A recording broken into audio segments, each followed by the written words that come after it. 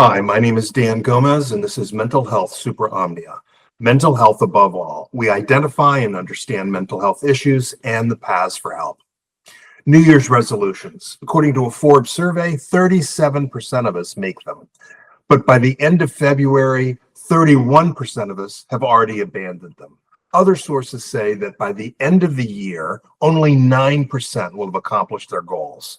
Frankly, I already see less cars in the parking lot at the gym. And quite a number of us, by the way, are pressured into making resolutions in the first place. And usually they revolve around our body in some way. To discuss this issue, we have Kathryn Lodwick-Jones, LPC, leader of the Eating Disorder Center of Excellence, and Victoria Hecker, also a licensed professional counselor. Kathryn, Victoria, what is your take on this seemingly ineffective resolution system, which, by the way, for those of you that are interested in factoids, started 4,000 years ago with the ancient Babylonians making promises to their gods? Victoria? Well, I did not know that last fact. So a long time ago. Well, from the data that you had just given, it goes to show like there's not a lot of follow through with it. And when you ask like, what are our thoughts on New Year's resolutions? I think that a lot of times they can kind of come from maladaptive places and kind of become harmful sometimes in the long run. And especially with people with history of disordered eating or eating disorders as well, it isn't always, I think, the best course of goal setting, let's say. I agree. And I think it's so poignant when we can visually see where people's goals might drop off. Or we could attribute who wants to go to the gym in February. But I also think a lot of people, and I don't want to go outside in February, but a lot of people do set kind of fitness-based goals for New Year's resolutions, and not that they are inherently bad or unsustainable, but how do we make them sustainable? And how do we think critically, if we have an eating disorder history, is this going to contribute to actual recovery, or is this going to contribute to maybe a problematic cycle? So to that point, Kathryn, are resolutions all or nothing? And by the way, you're correct. I did some research on resolutions, and the top two resolutions have to do with fitness and weight. Okay, so there you go. So is it all or nothing? If I want to lose 10 pounds, if I lose 5, have I failed? Should I break it into smaller goals? If I want to be able to run a mile, I can run a mile, by the way, but if I wanted to be able to run a mile, is it okay if I can only run a half a mile? And how do I break that down so that I accomplish something? I think you bring up a good point that oftentimes there's this pressure or this normalcy of it being all or nothing, or setting this really oftentimes arbitrary big picture goal, which sure, a year is a really long time. If you want to work towards running a mile in a year, maybe for most able-bodied people, that's reasonable. But it's when we set these goals of, I'm going to be able to train for this marathon that's in 2 weeks and I've never run before, or I'm going to be able to bench press 250 pounds and I don't even have a personal trainer. Not that everyone is making these extreme goals, but I think it's easy to get blindsided by the pressure of other people's expectations or other people setting big goals, that we start to lose track of reality of what we're capable of. And then I think we also start to devalue small accomplishments, like little bits of progress. We lose sight of the journey when we're so focused on, okay, am I any closer to this goal? Am I going to be able to do it? And if not, I failed. So, Kathryn, I want to follow up on that because that's a really important point. As I was preparing for today's show, I did a little bit of research, and you guys know that I do research all the time. But there's some research out of Harvard and Mass General where they talk exactly about the point you just made, Kathryn, where the best resolution is actually to try and do something small and positive every single day. You know, it could be petting a dog. It could be spending an extra minute talking to Victoria. It could be doing something nice for somebody. So one small thing, as opposed to, hey, I want to lose 50 pounds. Okay. And if you do that, what their thinking is that it creates a positive cycle instead of a doom cycle. Do you agree with that, or do you have a different take? I agree. I mean, that's such an ego boost to know that my thought was in alignment with Harvard research, to be honest. No, it's reminding me of something that sometimes we will encourage clients to do, and I myself really enjoy doing, which is gratitude journaling. And it doesn't have to, I mean, we could talk about journaling as a resolution all in and of itself, but it's less about, oh, I have to prove that I'm grateful for something, or it needs to be this big thing, but it's the process of doing something very small every single day. It doesn't have to be an entire page entry of all the things I was grateful for, but it could literally be a word, right? Family, health, good snacks that day, something simple that allows us to engage in that habit that is actually attainable every single day, no matter how the day went. It's not a heavy lift. So, Victoria, I got to get you to jump in here. Do we need a why for a resolution, or is it just, hey, everybody else wants to lose weight, I should lose weight? Well, that's where it goes to like the herd mentality of like, all right, well, if everyone else is doing this, I need to do this, or I should do this. But that's where I like to think about, well, do you actually want to do this? Is this something that you actually want to work towards? And if it is something, okay, cool, let's break it down and let's work towards it. But if you don't want to, do you have to? And there's also this question of like, do you need to have justification for it? Do you want to explain it? Or does this come from your own personal choice too?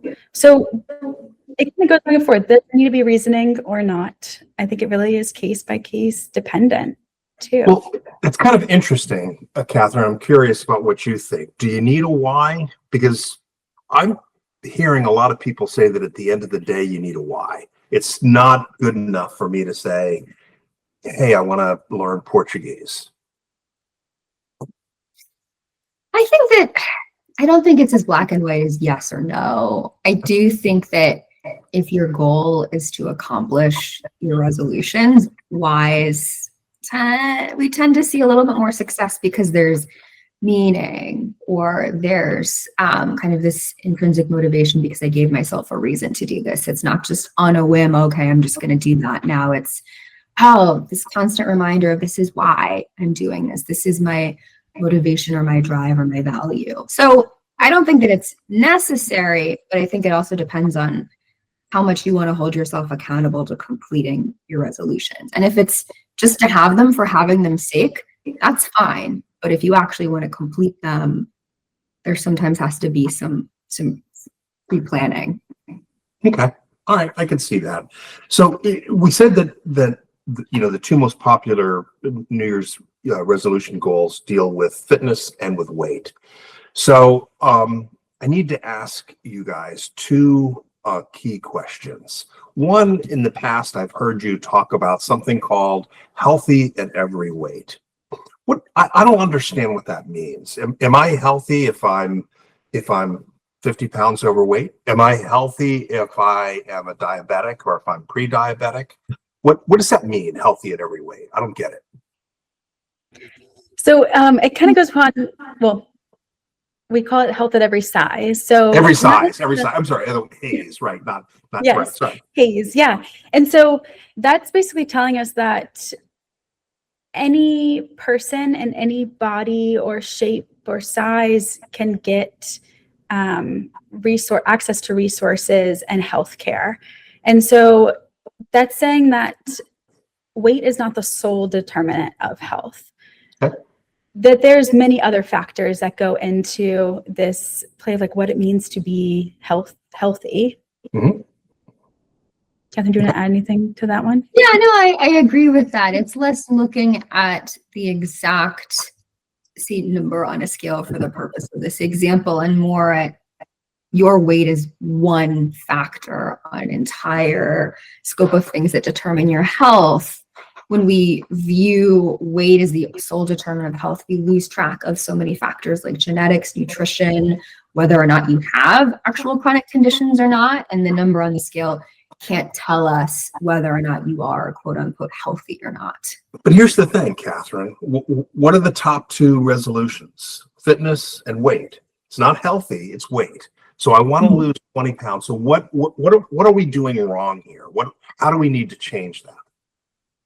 That, I think, maybe this leaps us back into the why or why not, like whether we need a why for our New Year's resolutions. And I think that there's not anything inherently wrong with wanting to change how your body is. There's a lot of controversy, I think, in the eating disorder profession of whether losing weight is inherently good or bad. And I think there's a lot of nuance, especially that we have to consider if someone has eating disorder history. But bigger picture, I think we need to look at, so what is the point of losing weight? Are we losing weight because we know for a fact that that will contribute to whatever, better quality of life? Or are we doing it because we feel like we should because everybody else is doing it, or because we're convinced we'll feel better about ourselves?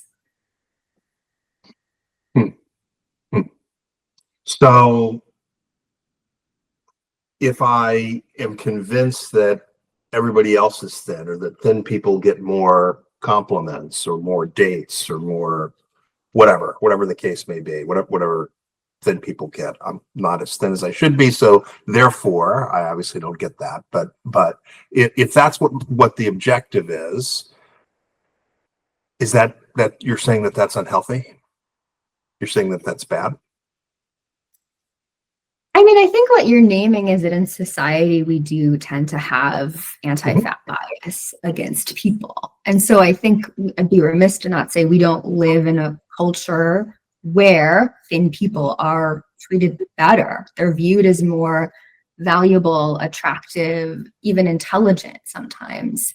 But when we carry that as individuals, if we convince ourselves, because everybody else believes that I have to, say, restrict my food or engage in over exercise, that's when we want to look at how much do we want to play into that ideology versus how much do we want to focus on something that will bring meaning to our lives. And so maybe it is okay to exercise or lose weight or shift our diet, but really looking at, is this really important to me, and will this actually get me the desired result? If I lose weight, am I actually increasing my value as a person? Mm-hmm.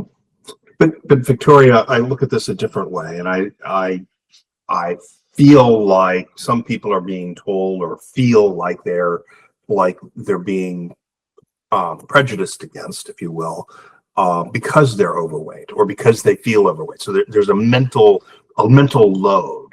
And so what does that do to somebody when they have that negativity about them all the time? What happens? Well, when there's constant negativity, it impacts self-esteem, it impacts self-worth. And so for some people, it starts to kind of question, all right, what am I doing? Why is this happening?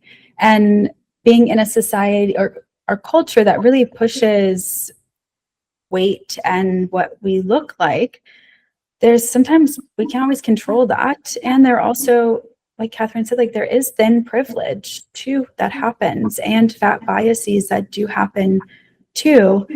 And yeah, it really starts to have this negative self-talk. It impacts going out, being with friends, socializing, wanting to find clothes that we feel good in because stores don't have sizes that are available. It starts to impact kind of all areas of a person's life. So there's a negative impact. And how does that negative impact manifest in each of us? How do I recognize that that enough is enough? That I need to change my thinking. I need to change the voice in my head.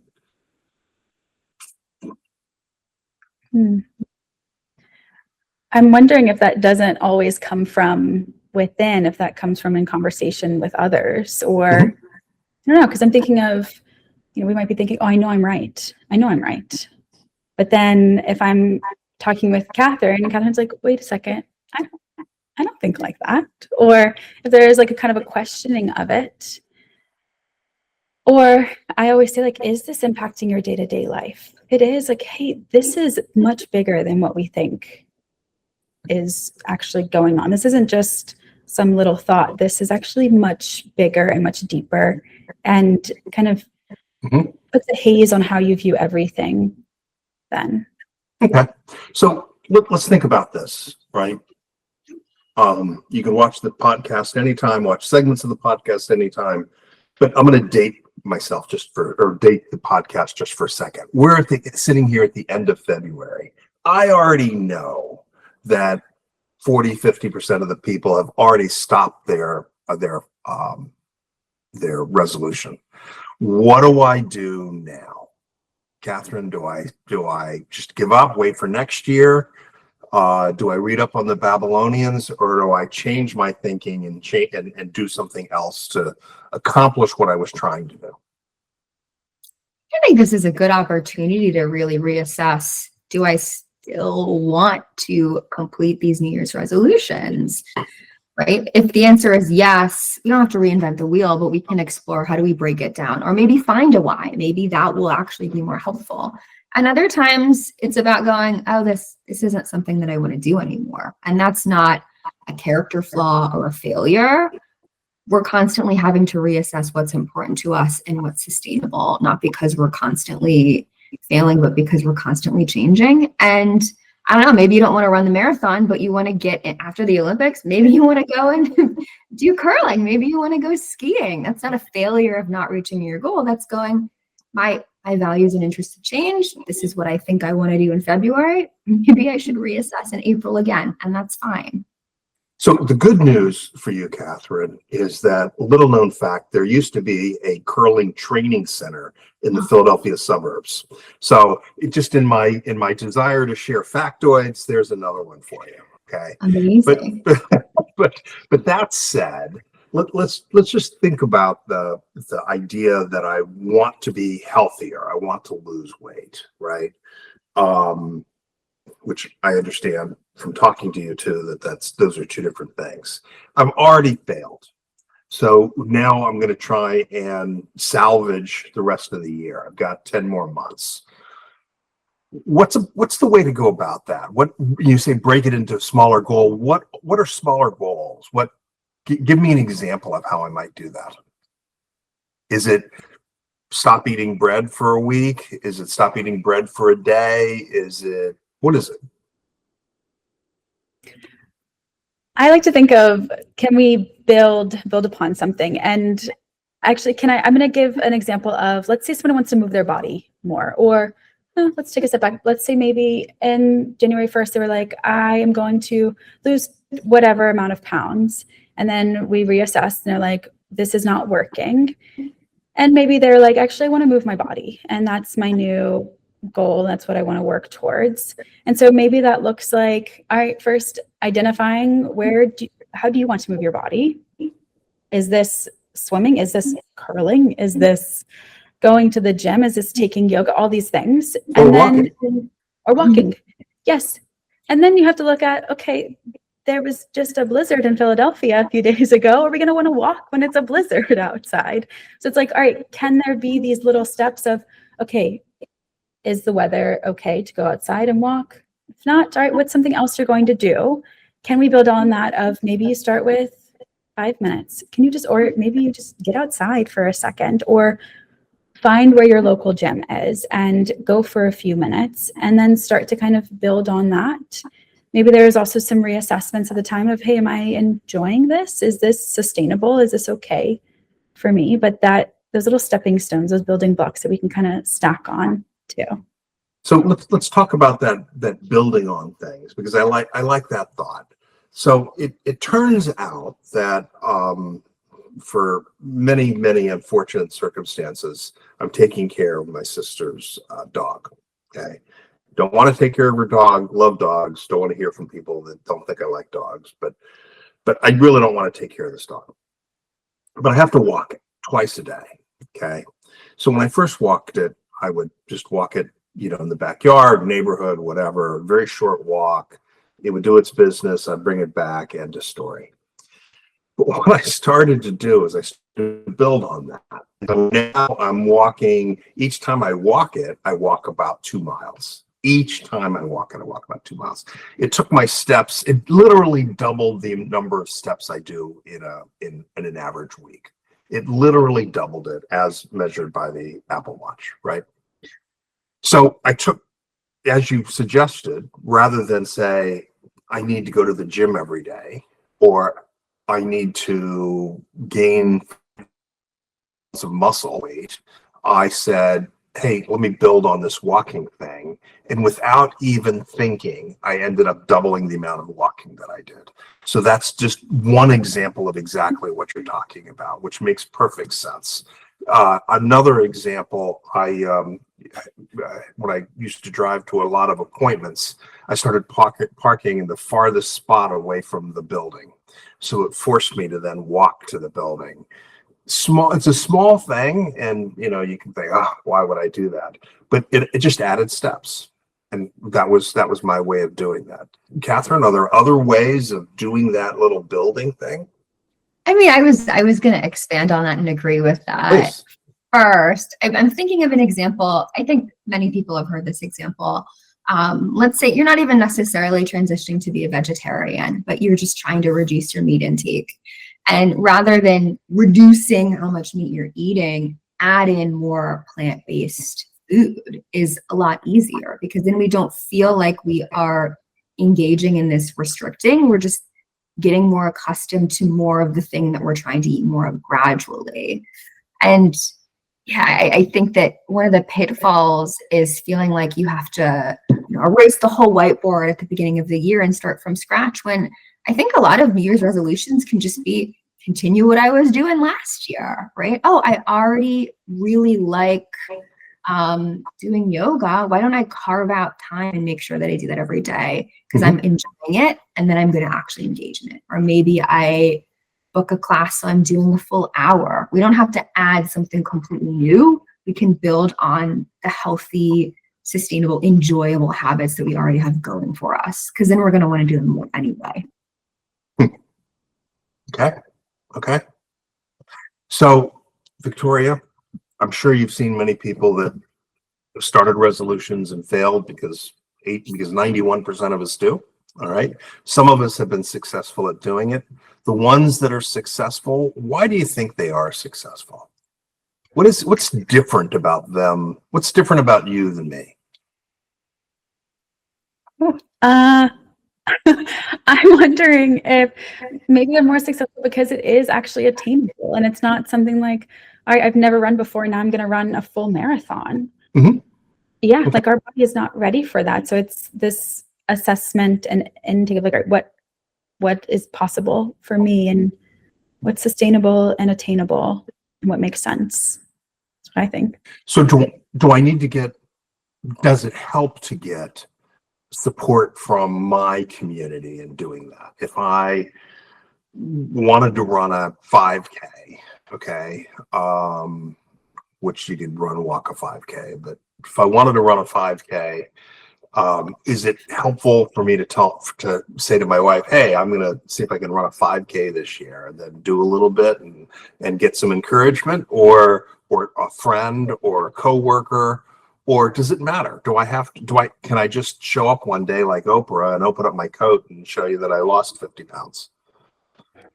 I always say we heal in community, and we need these supports. It's important to have people on our team and in our corner. And so, sure, you might be able to do all of these things solo and internally, but the support it has when we're cheering you on, or you're able to talk through some of these things, or this encouragement, or even just physically to be there, can really go very far too.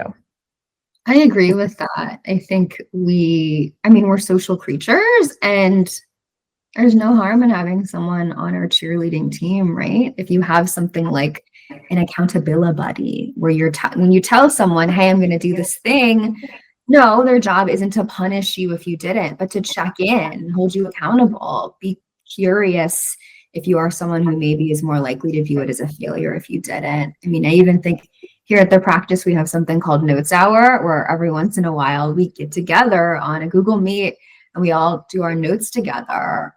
something that most therapists don't enjoy doing, but that practice of community of, okay, we're all going to do this. And then we get to talk about how much we got done and have that kind of cheerleading moment is really encouraging.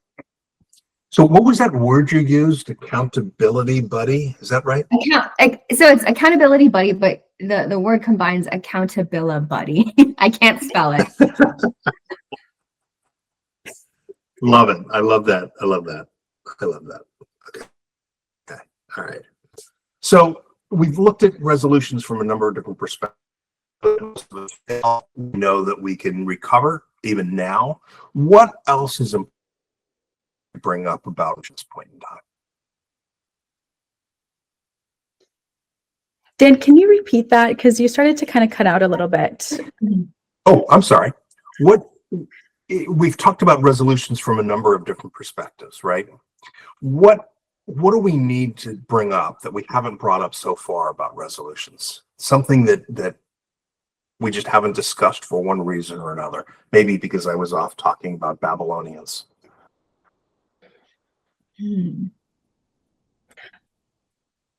I wonder about when we start to see different social media stuff, or I think I saw this the other day, a gym around me was like, oh, it's a snow day start, $1 a month, like special fee, like these different sales that go on February, March, that we kind of start to see every once in a while, or the beginning of summer, and these different diets or these different fads start to come out, and how that can also challenge our goals that we have for the year, or if you had these resolutions that can sometimes be kind of harmful, that reinforce a lot of cultural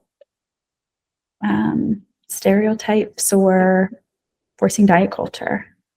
I think there's a lot of shaming that goes on, particularly this time of year, or maybe in a couple weeks, kind of that cusp, right? When we get into spring, we see a lot of the kind of, it's not too late to get your bikini body, right? There's this shame, this implying that you don't have a bikini body, right? Yeah. It was amazing. It's funny you should even say that, because I was in a conversation. There were three people, and we were talking about something else, and the meeting had ended. The main points that we were talking about had ended, and I'm kind of gathering up my stuff, and these two women continued talking, and lo and behold, one of them said, "Oh, I'm gonna one more year, I'm gonna try and get my bikini body," and the other one was there like, "Oh, I gave up on that last year." I couldn't really participate because I don't wear bikinis, and I know better at this point in time to not participate in that type of a discussion. But it's a fascinating cultural thing that you would even bring that up. Fascinating. So maybe one of you could share. Can you give us an example of a resolution that you've tried that failed, and why it failed, or alternatively, a resolution that you've tried that has succeeded and why you think it succeeded?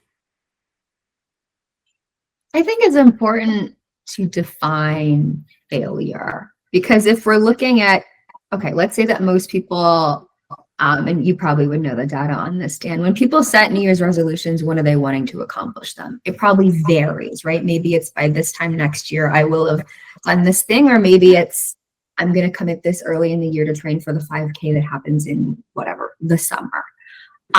There's nothing inherently wrong with how long out you're planning, but my point is, if your goal is to do X thing and have it completed by December, I don't think we're failing if we haven't done it by the end of February.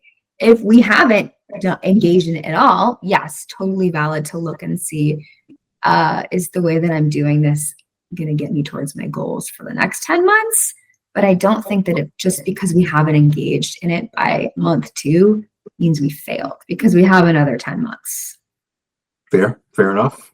Victoria, are you going to share? Yeah, I'm thinking of actually what I did this year of I wrote down some things that I would like for 2026. And that included things like what I would like to work on mentally, emotionally, what I would like for in friendships and community, but also things like I wanted to try caviar for the first time. And I want to get out of the country once this year. And so like those little things where it's like, okay, I then broke that down of, all right, how can I try caviar? What do I need to then get out of the country? And starting those steps, building those things up. And I did try caviar. I am planning to go out of the country at the end of the month. So there's like these little things that, oh, this made it a lot easier for myself. And little things like one is practicing gratitude. So when I get home from work, I'm like, hey, what is one thing that stood out to me today? What is one thing that I appreciated at least? Or maybe I'm not necessarily grateful for it, but I appreciate it. And so it's a little bit of both of these like mental, but also physical things that we can do. Okay. And did you say you've tried caviar or you haven't tried caviar? I just tried it. You just tried it. And did you try black or red? It was black. Black. Okay. And Yes, where was it it was- from? Do you know anything about it? Really to need it. I'm available. I'm happy to get caviar with you. I'll help you reach that goal. No one ever said I needed to just do it once. I had, it was sturgeon black caviar, just from Whole Foods, and picked it up. And there was this trend of trying it with McDonald's chicken nuggets. Oh my God. My dad said the audacity of me doing this was very like, my dad's a chef and he was like, no. I also did try with bellinis and, you know, the classic way, but yeah, did get to do that. Wow. There you go. See, New Year's resolutions. You mentioned mental health, by the way. I believe that's in the top 5 of New Year's resolutions, improving your mental health in one way or another. But it's not top 5, it's top 6. So I'd like you to summarize, I'd like each of you to summarize the points that you want to make sure people can take away from our conversation today, and or something that you want to say about New Year's resolutions or about the rest of the year. So what is important that we should be focusing in on? Victoria, I'm going to go to you first, and Kathryn, I'm going to give you the last word. Victoria? What is sustainable and what feels good, and where is this pressure coming from, or is it coming from ourselves? And can you schedule in check-in points with yourself throughout the year? And can there be these reassessments and redirecting of different resolutions or goals as well? Okay. I Kathryn? just love to challenge people to let's just make things more complicated after we've talked about simplifying, but challenge yourself to set this sub New Year's resolution of how can I be maybe kinder to myself on this journey of meeting these resolutions, whether that's maybe adjusting what my definition of failure is, adjusting my definition of accomplishment, really valuing the small wins and not viewing it as a failure if you can't do it alone, right? Doesn't mean that you are unreliable if you have to have an accountability buddy. I think my takeaway is just be more flexible with yourself, because if the goal is to improve your life, even one day of engaging in that resolution is better than weeks of bullying yourself for not getting closer to the end goal that you probably have several months to complete anyway. Right. Okay. All right. Very good. I appreciate your guys' thoughts. My mind is spinning on caviar, to be perfectly honest, and the research I'd have put into it to make sure that I was trying really great caviar, but I'm sure you did what you needed to do. Send it over to me. I would love to try it again. There can always be around too. I challenge you, Dan, for your New Year's resolution to find a way to strategically bring in caviar on an upcoming podcast episode. There you go. Yes. I will listen to that. Okay, very good. All right. Well, our sponsor today is Equilibria Psychological and Consultation Services. It's an insurance-based provider whose mission is to help individuals achieve their personal potential and long-term growth by compassionately and respectfully helping clients live in balance. Visit equilibriapcs.com, equilibriapcs.com. You can look for them on Facebook, Instagram, and LinkedIn. You can also look for me on Instagram, Daniel J. Gomez 24, and on LinkedIn. Now for the disclaimer. I am not a medical professional, and I am not providing medical advice. The opinion of our speakers is solely their own. This podcast is copyrighted and cannot be reproduced without the express written consent of EPCS Management, LLC.